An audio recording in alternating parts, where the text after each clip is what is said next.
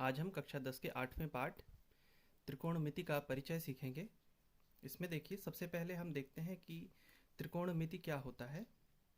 त्रिकोणमिति को अंग्रेजी में ट्रिगोनोमेट्री कहते हैं और जो ट्रिगोनोमेट्री है ये ग्रीक अक्षरों से मिलकर बना हुआ है। ट्राई, गॉन और मेट्रॉन। ट्राई का अर्थ होता है तीन, गॉन मीन्स भुजा और मेट्रॉन मीन्स माप, यानी तीन भुजा। तीन भुजाओं से हम जानते हैं एक बंद आकृति बनती है जिसे हम त्रिभुज कहते हैं। तो यानी कि ये जो पूरी त्रिकोणमिति है त्रिभुज पर आधारित है। त्रिभुज में तीन भुजाएं और उसके बीच जो एक कोण होता है उनके बीच में संबंधों का लेखा जोखा ही त्रिकोणमिति में प्रयोग किया जाता है। तो इस तरह से हम कह सकते हैं कि त्रिकोणमिति में एक त्रिभुज की भुजाओं और कोणों के बीच के संबंधों का अध्ययन किया जाता है। देखिए, त्रिभुज को अंडरलाइन किया है। त्रिभुज त्रिकोणमिति में मुख्यतः समकोण त्रिभुज पर ही चर्चा की जाती है, या यूं कह सकते हैं पूरी की पूरी त्रिकोणमिति जो है वो समकोण त्रिभुज पर ही आधारित है। त्रिभुज कौन सा होना चाहिए? समकोण त्रिभुज होना चाहिए। और हम जानते हैं समकोण त्रिभुज क्या होता है। समकोण त्रिभुज एक ऐसा त्रिभुज होता है जिसमें एक कोण समकोण होता है, यानी कि ऐसे त्रिभुज को समकोण त्रिभुज कहा जाता है जिसका एक कोण 90 अंश का हो। और हाँ, 90 अंश का जो कोण होता है समकोण, इसके ठीक सामने वाली भुजा को हम कर्ण भुजा कहते हैं और एक भुजा को लंब कहते हैं और एक भुजा को आधार। अब सीधे सीधे कह सकते हैं जिसके ऊपर ये पूरा त्रिभुज रखा हुआ है ये आधार हो गया और सामने वाली भुजा हो गई लंब, या यूं कह सकते हैं एक भुजा लंब है, एक आधार है और एक कर्ण है। कर्ण विशेष है। विशेष इसीलिए है क्योंकि यह ठीक समकोण के सम्मुख भुजा है। किसी त्रिभुज में यानी समकोण त्रिभुज में 90 अंश का जो कोण हुआ उसके ठीक सामने कौन सी भुजा होगी? कर्ण। कर्ण को इस तरह से आप परिभाषित कर सकते हैं। बाकी दो शेष जो भुजाएं बचेंगी, एक को आधार और एक को लंब कहा जाएगा। हाँ, आधार यहाँ पर आप लंब भी कह सकते थे, यहाँ पर आधार भी कह सकते थे। इससे हालांकि कोई फर्क अधिक पड़ने वाला है नहीं। और आप पिछली कक्षाओं में पढ़ चुके हैं कि समकोण त्रिभुज में इन तीनों भुजाओं के बीच एक संबंध होता है। वो क्या होता है कि लंब भुजा का वर्ग करें और आधार भुजा का वर्ग करें और दोनों को जोड़ लें तो वो कर्ण भुजा के वर्ग के बराबर मिलता है।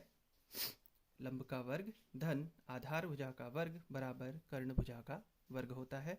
और इस संबंध को, इस प्रमेय को हम बोधायन पाइथागोरस प्रमेय के नाम से जानते हैं।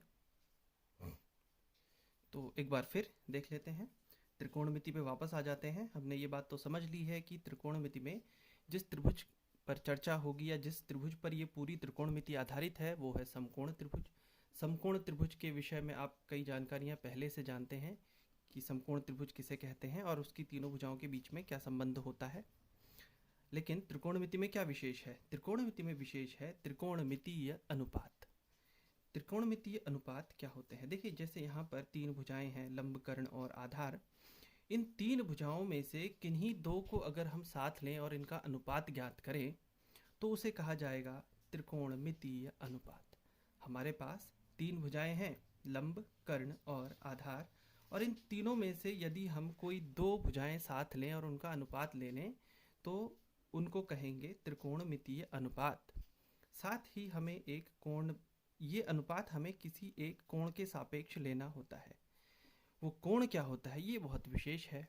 वो होता है ऐसा कोण जो कर्ण और आधार के बीच बनता हो। हम इस कोण की बात करेंगे हमेशा।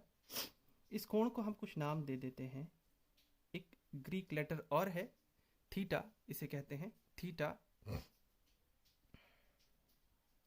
थीटा। तो हम बाकी सारे अनुपातों में इस कोण का भी प्रयोग करेंगे। किस तरह से? देखें, हम समकोण त्रिभुज की लंब भुजा और कर्ण भुजा के बीच अनुपात ले लेते हैं। लंब बटा कर्ण, इसे हम पढ़ेंगे SIN, साइन, और साथ में लिखेंगे थीटा। इसे पढ़ा जाएगा साइन थीटा। समकोण त्रिभुज में दो भुजाएं हैं हमारे पास, लंब भी है और कर्ण भी है। इन दोनों के बीच यदि अनुपात हम निकालें तो उसे कहेंगे साइन थीटा, जहां पर थीटा क्या है? कर्ण और आधार के बीच का कोण। ये आवश्यक शर्त याद होनी चाहिए। थीटा हमेशा वही होगा। कर्ण और आधार के बीच जो कोण बनेगा, न्यून कोण बनेगा, वही होगा थीटा। ठीक इसी प्रकार आधार और कर्ण के बीच अगर हम अनुपात लिखें उसे कहा जाएगा cos theta, COS, cos theta. और थीटा वही कर्ण और आधार के बीच बना न्यून कोण। तीसरी बात, यदि हम यही अनुपात लंब और आधार के बीच लें तो इसे कहा जाएगा, लंब बटे आधार को कहा जाएगा TAN, tan थीटा। थीटा आपको पहले ही बता दिया है, कर्ण और आधार के बीच बना न्यून कोण। ऐसे ही आधार और लंब के बीच अनुपात ये हो जाता है COT, कॉट थीटा। कर्ण और आधार के बीच अनुपात ये हो जाएगा SEC, सेक थीटा। कर्ण और लंब के बीच अनुपात यानी कि COSEC, कोसेक थीटा।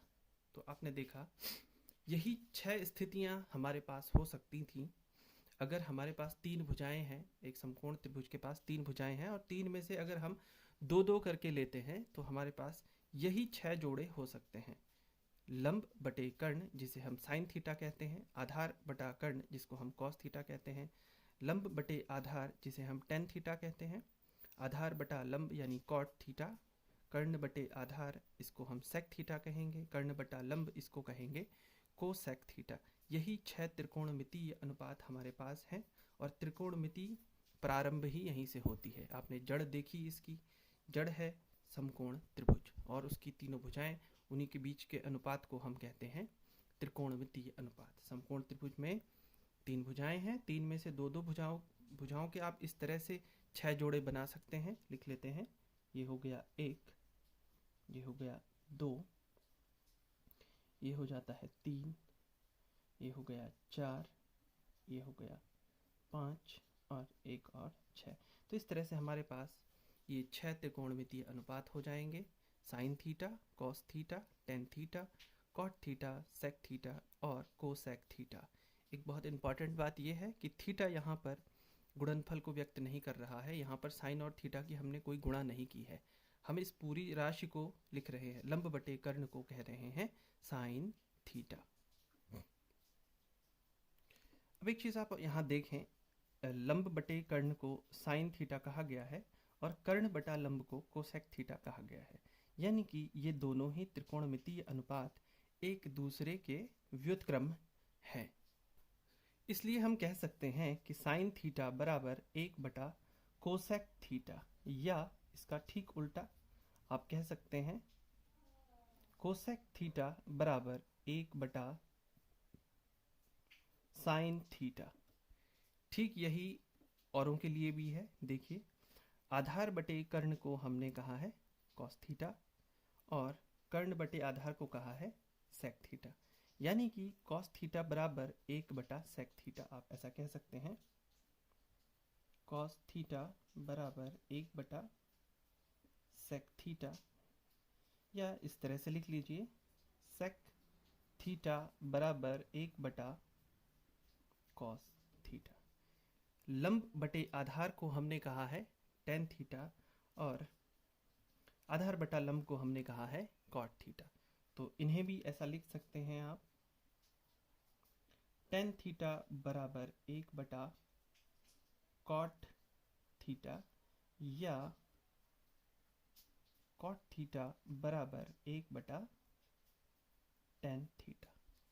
ये संबंध हो गया sine theta, cos theta, tan theta, cot theta और सेक थीटा के बीच में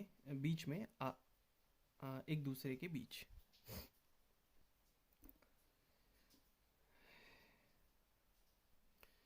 अब देखिए, हम जानते हैं कि बोधायन पाइथागोरस प्रमेय, अभी इससे पहले भी हमने चर्चा की इसके बारे में पिछली कक्षाओं में। हम जानते हैं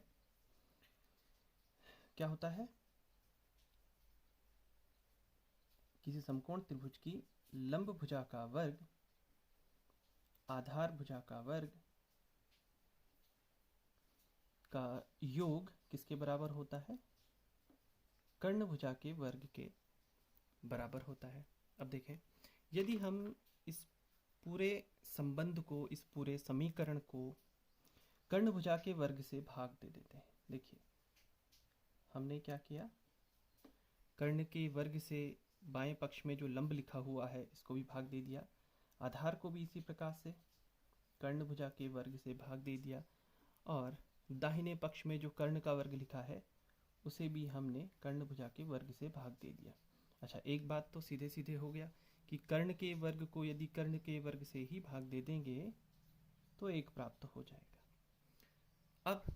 अब क्या होगा, अब हमने अभी अभी पढ़ा है कि लंब बटा कर्ण क्या होता है। लंब बटा कर्ण होता है साइन थीटा। हमने लिखा था, आप चाहें तो रिवाइंड करके देख लीजिए।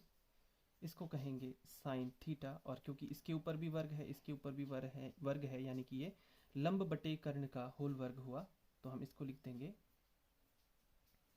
साइन थीटा का होल वर्ग। अब याद कीजिए या फिर से देखें, पीछे रिवाइंड करके देखिए। आधार बटे कर्ण का होल वर्ग, यानी आधार बटे कर्ण का वर्ग क्या था, आधार बटा कर्ण क्या होगा, आधार बटा कर्ण हो जाएगा कॉस थीटा, और ये क्योंकि इसका वर्ग है तो हम इसको लिखेंगे, ठीक। अच्छा हाँ, एक बात मैं त्रिकोणमिति में विशेष बात ये बता देना चाहता हूँ कि साइन थीटा के होल वर्ग को हम यहाँ इस प्रकार भी लिख सकते हैं, साइन और वर्ग यहाँ लिख लीजिए और थीटा यहाँ लिख लीजिए, इस प्रकार से लिखा जा सकता है। इसका अर्थ हालांकि यही हुआ कि साइन थीटा का होल वर्ग लिया गया है। आप इसको इस तरह से कभी न लिखें, इस तरह से साइन थीटा वर्ग, ये चीज़ लिखना गलत हो जाएगा।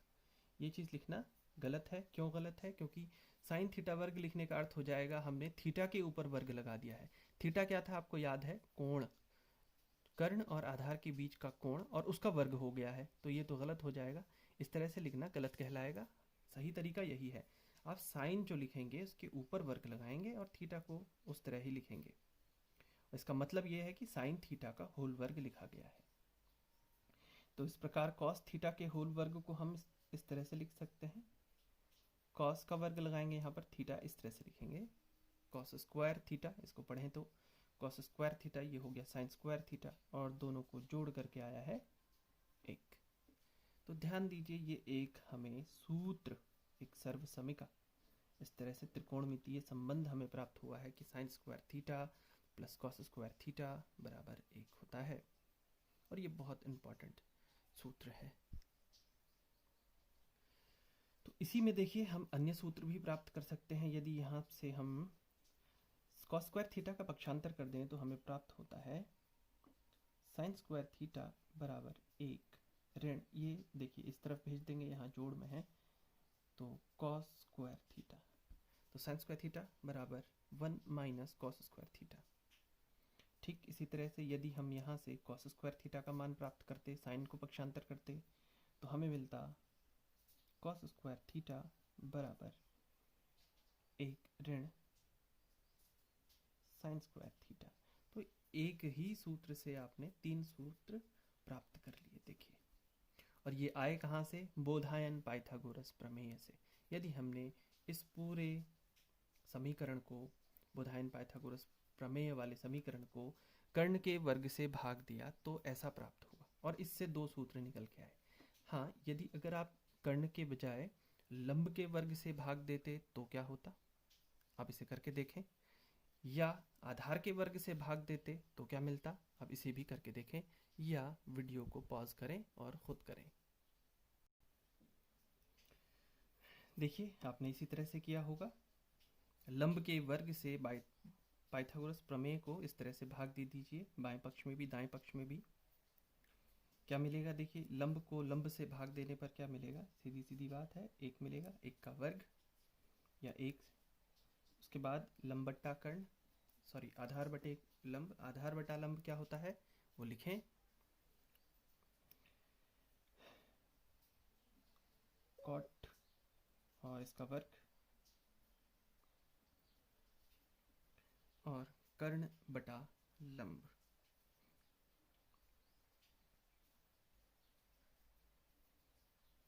Cosec square theta. एक संबंध आपने प्राप्त कर लिया। अब यदि आप इसको कर्ण से हमने यहाँ भाग दिया, यहाँ हमने लंब से दिया। यदि आप इसको आधार से भाग देंगे तो आपको मिलेगा 1 प्लस tan स्क्वायर थीटा बराबर sec स्क्वायर थीटा। यह भी एक संबंध हो जाएगा। अब आप इसे याद कर लें।